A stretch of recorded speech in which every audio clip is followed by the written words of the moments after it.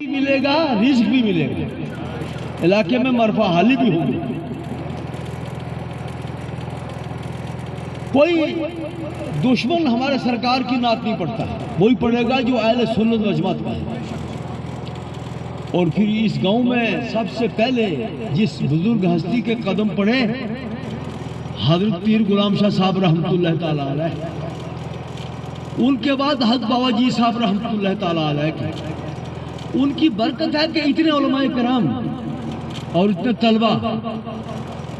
حدیث میں ہے کہ اگر ایک طالب علم یا ایک عالم کسی بستی سے گزر جائے تو بستی کے قبرستان سے 40 روز کا عذاب اٹھا دیا جاتا ہے۔ تو اتنے طلبہ جنہیں نعتیں پڑھی ہیں، سنی ہیں، سنائی ہیں، علماء کرام یہاں اپنا قیمتی وقت چھوڑ کے یہاں آئے ہیں۔ بڑی خوشی کا موقع ہے اور بڑی برکت کا موقع ہے، دعا کا موقع ہے۔ اور بالخصوص حضرت جی صاحب اور حضرت پیر غلام شاہ صاحب رحمۃ اللہ تعالیٰ، یعنی یہ ایک قسم کا گنگ و جمن ہے، دو بزرگوں کا گاؤں ہے یہ۔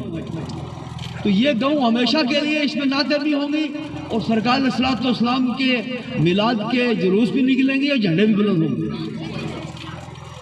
جو لوگ ان کے جھنڈے کو بلند نہیں کرنا چاہتا خود خدا اس کو نیچے کر دے گا۔ سنی کا سرکار بھی بلند تھا، آج بھی ہے، آئندہ بھی ہوگا۔ میں سب کے لیے دعا کرتا ہوں کہ اللہ تعالیٰ ہمارے